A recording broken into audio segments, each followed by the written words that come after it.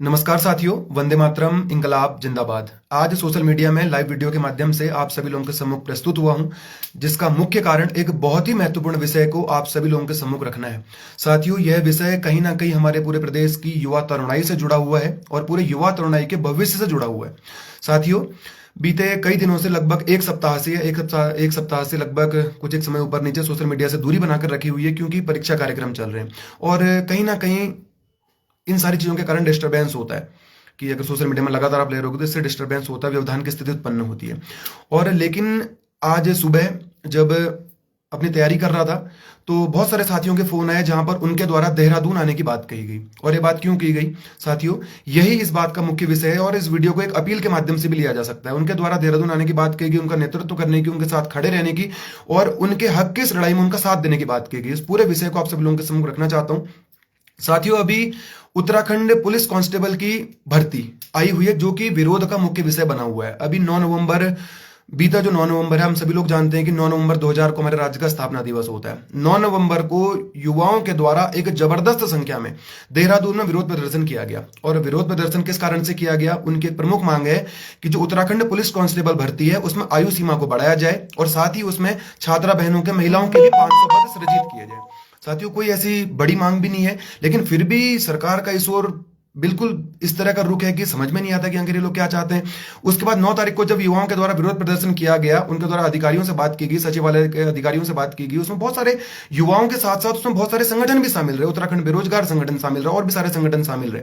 अधिकारियों के साथ वार्ता की गई तो उनके द्वारा उनसे कहा गया, उन्हें ठोस आश्वासन दिया गया कि जैसे ही केदारनाथ के चुनाव समाप्त होते हैं 21 तारीख को, क्योंकि 20 तारीख को केदारनाथ के चुनाव होने थे, 21 तारीख को जैसे चुनाव समाप्त होंगे इसमें एक बैठक का आयोजन किया जाएगा और उसमें सारी बातों को रखा जाएगा और आपकी सारी मांगों को, उस मांगों पर ध्यान दिया जाएगा। ठीक है, केदारनाथ के चुनाव समाप्त हुए, उसके बाद बैठक का आयोजन भी किया गया। जो मुख्य सचिव हैं राधा रतूड़ी जी की अध्यक्षता में बैठक का आयोजन किया गया और बैठक में सारे विषयों को रखा गया, विषय में बढ़ाने की बात की गई, सारी जो भी चीजें रखी गई और उसके परीक्षण कराने की भी बात की गई। उसमें सुप्रीम कोर्ट का जो फैसला है उसकी बात भी कही गई कि अगर कोई इस तरह से विज्ञप्ति आती तो विज्ञप्ति जारी होने के बाद उसमें संशोधन नहीं किया जा सकेगा।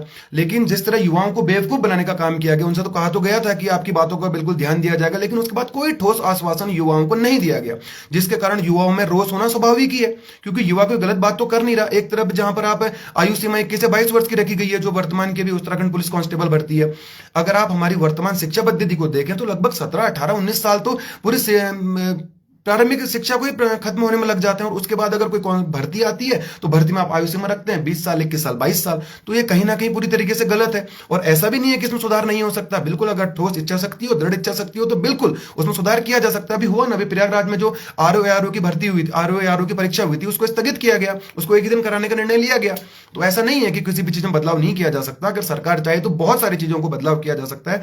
और युवा कहीं आपसे रोजगार नहीं मांग रहा है, युवा सरकार से रोजगार कहीं से कहीं तक नहीं मांग रहा है, वह केवल अपने अवसर मांग रहा है। अगर उसमें बिल्कुल वह उसके योग्य होगा तो बिल्कुल उसे वह चीज मिलेगी। आप उसे अवसर तो दीजिए, आप उससे अवसर ही छीन ले रहे हो। बिल्कुल 21 से 22 साल आयु की जो भर्ती की आयु सीमा निर्धारित करना कहीं ना कहीं पूरी तरीके से गलत है। इसका मैं भी पुरजोर विरोध करता हूं और साथियों के द्वारा फोन में मैं बहुत ही अफसोस जाहिर करता हूं कि जितने साथियों के हमारे फोन आए उनके द्वारा कहा गया कि आप वहां पर हमारे साथ सम्मिलित होइए। मैं अफसोस मुझे इस बात का है कि अभी मेरी परीक्षा कार्यक्रम चल रहा है, लगातार परीक्षाएं चल रही हैं। 18 तारीख से परीक्षाएं शुरू हुई हैं और 29 तारीख तक परीक्षाएं चलनी है, जिस कारण कि मैं उनके साथ सम्मिलित वहां पर नहीं हो पाऊंगा। और सारे लोगों को मेरे द्वारा ये बात कही भी गई और मुझे इस बात की बहुत ज्यादा खुशी है कि उन्होंने मुझ में कुछ देखा, उन्होंने मुझ में इस बात को समझा कि कहीं ना कहीं हम उनका साथ दे सकते हैं, उनके साथ कंधे से कंधा मिलाकर खड़े हो सकते हैं। लेकिन मुझे बहुत ज्यादा अफसोस है कि मैं उनके साथ इस समय खड़ा नहीं रह पाया हूं या नहीं रह पा रहा हूं। और मैं इस वीडियो के माध्यम से अपने युवा तरुणाई से, पूरे प्रदेश की युवा तरुणाई से अपील करना चाहता हूं, करबद्ध अपील करना चाहता हूं कि इस संकट की घड़ी में आप युवाओं के साथ कंधे से कंधा मिलाकर खड़े रहिए।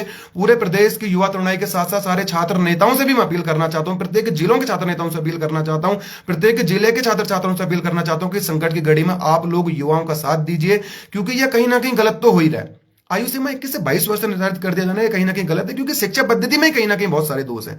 आयु सीमा को बढ़ाया जाना चाहिए। अगर हम पूरी तरीके से देखें तो 2014 के बाद 2021 में भर्ती आई, उसके बाद अभी भर्ती आई, तो बहुत सारे लोगों को उसमें छूट दी जानी चाहिए, क्योंकि बहुत सारे लोगों की उम्र सीमा इसमें चली गई है, बहुत सारे लोग उसमें ओवरेज हो चुके हैं। तो उनको ये मुझे लगता है कि छूट दी जानी चाहिए और सरकार को इस ओर ध्यान देना चाहिए कि युवा आपसे, फिर से मैं कहना चाहता हूं कि युवा आपसे रोजगार नहीं मांग रहा है, युवा केवल अपने अवसर मांग रहा है, अगर उसमें योग्यता होगी तो बिल्कुल उसे वह उसके लिए क्वालिफाई करेगा, लेकिन आप उसको उसके अवसर तो दीजिए।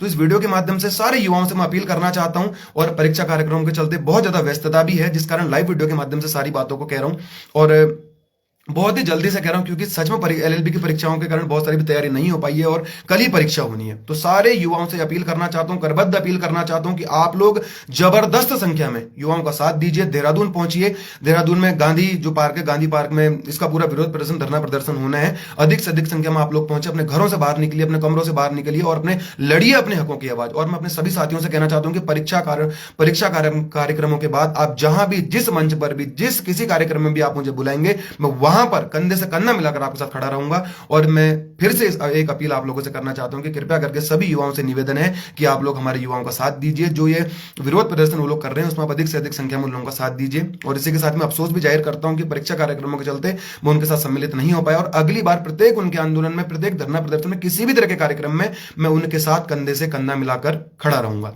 इस वीडियो के माध्यम से पुनः एक बार कहना चाहता हूं कि कल जो विरोध प्रदर्शन होने वाला है उसमें अधिक से अधिक संख्या में सभी जिलों के छात्र समुदाय से, युवा समुदाय से कहना चाहता हूं कि आप लोग अधिक से अधिक संख्या में वहां पर पहुंचिए। धन्यवाद साथियों। वंदे मातरम। इंकलाब जिंदाबाद।